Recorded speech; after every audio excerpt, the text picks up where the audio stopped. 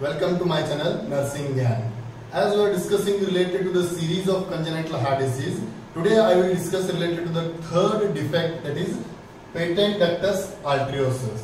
Before explaining what is patent ductus arteriosus, it is very important to know what are changes which occurs before and after birth. As we know, there are 5 adaptations. Among that, first one is umbilical way, second one is ductus venosus, third one is foramina ovale, fourth one is, which is most important, that is ductus arteriosus, and fifth one is umbilical artery. So my importance is to ductus arteriosus. First we will understand what is ductus arteriosus, then we will go to patent ductus arteriosus. Ductus arteriosus is the one which is connection or which is a temporary connection between aorta and pulmonary artery. If you see this particular connection, this is a temporary one and this is a connection between artery and pulmonary, aorta and pulmonary artery. So if you see, before birth there are a lot of adaptations. Among that one is ductus arteriosus. But immediately after birth,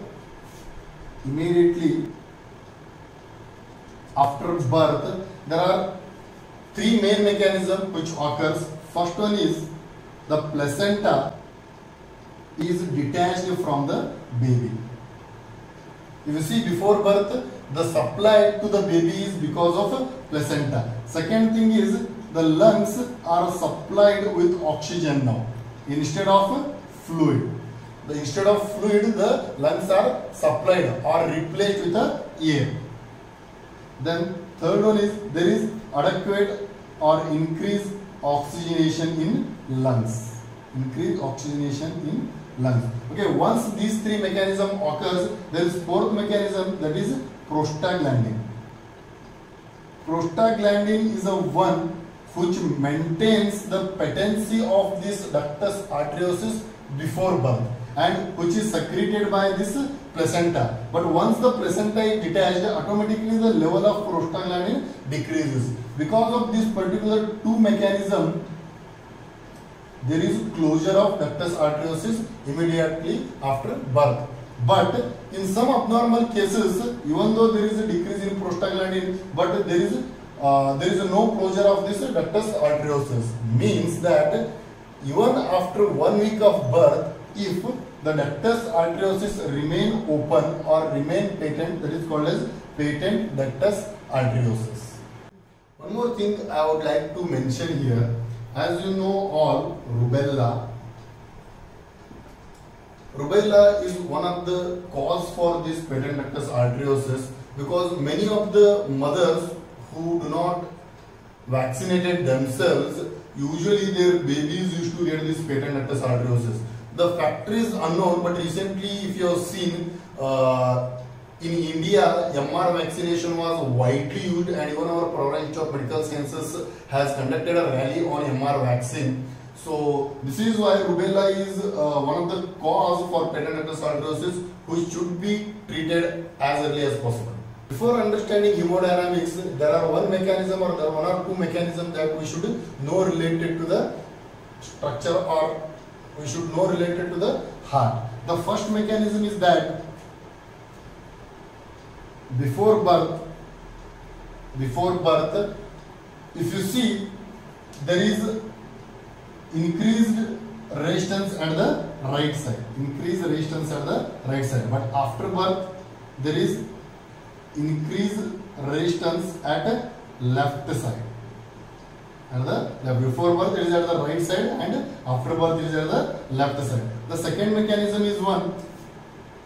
Before birth, because of the right-sided high pressure, the blood from pulmonary artery moves towards the aorta. But after birth, where there is decreased resistance in right side and increased resistance in left side, the blood will move from high resistance aorta to pulmonary artery. So this is the mechanism we should know related to hemodynamics. Now I will come to the normal hemodynamics mechanism.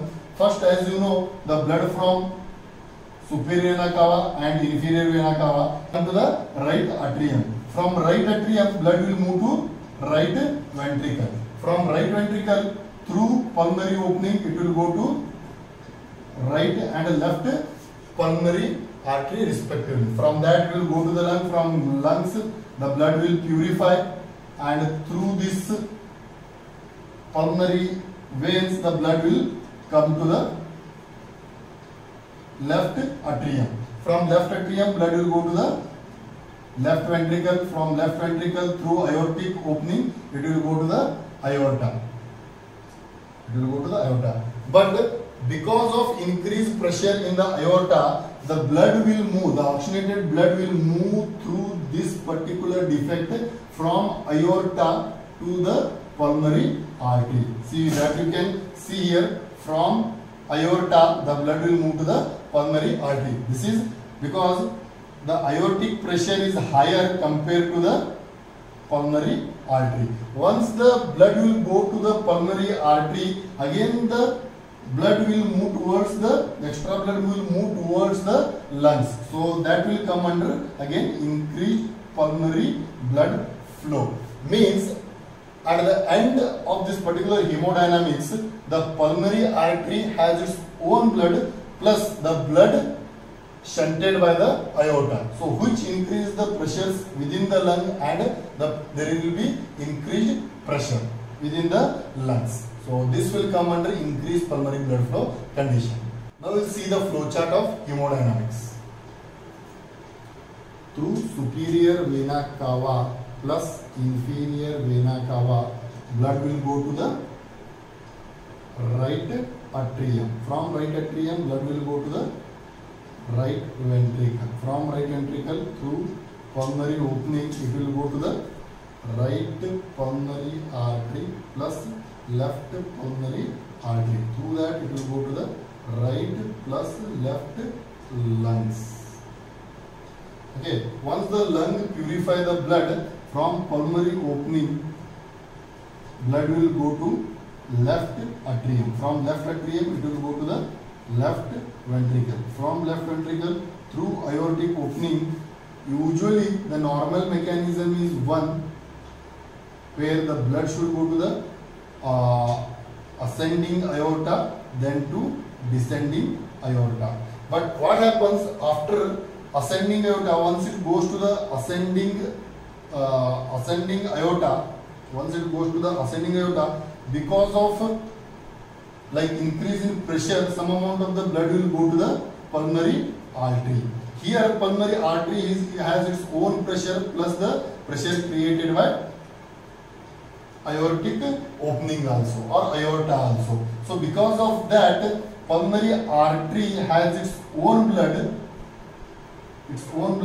plus blood supplied by the aorta. So because of this, there is increased pressure in pulmonary artery, which creates pressure within the lungs. So because of that, this particular condition will come under increased pulmonary blood flow condition. So this is related to the hemodynamics of patent ductus arteriosus. The first clinical feature is that the baby may remain asymptomatic.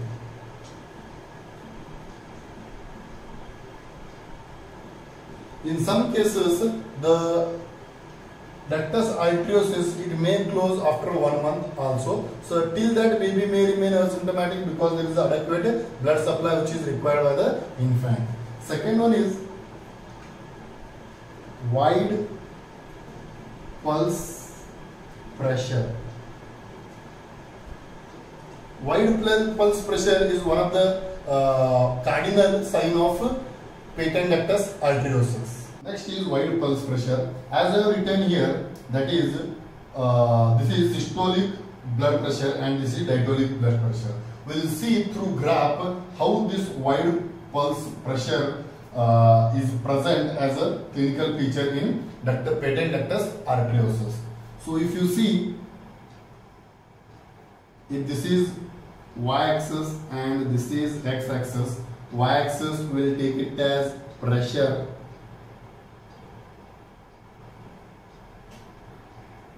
and x-axis if you take it as time.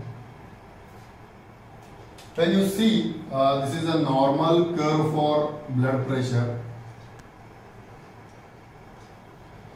If you see here now, when there is a systolic blood pressure, there is always a contraction, means heart used to squeeze. Here squeezing, the rate of squeezing will increase because pulmonary artery has its own pressure plus pressure created by the aorta. Because of that, the workload of the heart will increase.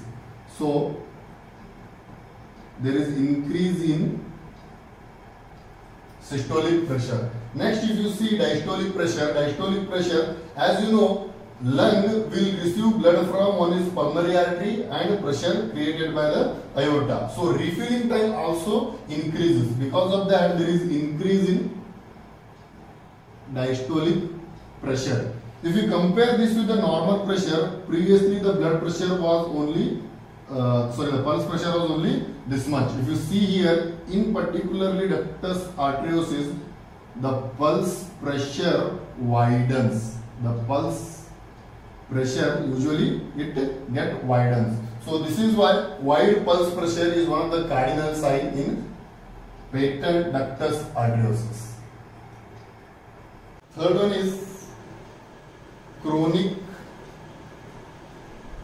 increase in pulmonary blood flow. If at all it doesn't treat in earlier stage, it will lead to the chronic pulmonary blood flow. And fourth one is the baby may have congestive heart failure. So these are related to the clinical features. Diagnostic evaluation. Under diagnostic evaluation, first we will see history collection. Under that, genetical predisposition or exposure to the radiation. Second one is history collection. Second one is physical examination. Under that physical examination, we will see through auscultation whether there is wide pulse pressure is there or not. And remaining is X-ray, then Holter monitoring, and cardiac MRI. These investigations are same as that of atrial septal defect and ventricular septal defect. To know what is the width of that particular ductus arteriosus, what is the severity of ductus arteriosus, these investigations are done. And mainly Holter monitoring is done to identify 24-hour electrical activity within the heart. The last part is management. Among that, first one is medical management. Under medical management, the non-steroidal anti-inflammatory drugs can be given. The choice of drug for patent ductus arteriosus is indomethacin. Indomethacin, one of the prostaglandin inhibitor. The prostaglandin inhibitor which decreases the level of the prostaglandin, and as once the prostaglandin level decreases, automatically this particular defect will start closing. And it is given 0.2 mg per kg IV over 20 to 30 minutes in a neonate. Next is the surgical management. Under that there are two surgery. First one is PDA ligator and second one is PDA coil occluder. PDA ligator or PDA occluder, usually ligator is done through thoracotomy, where if at all this is a pulmonary artery and this is this is aorta and this is pulmonary artery, this particular gap is ligated here. There is a suture where it is ligated here. So the opening between the aorta and pulmonary artery is closed. Automatically, once it is done, automatically it will be shut off. Automatically it shuts off. In case of PDA coil occluder, what they will do? Again same aorta, then there is a pulmonary artery where they will insert through a cardiac catheter, they will insert a coil through this particular opening, where once the coil is introduced, automatically the supply from aorta to pulmonary artery decreases.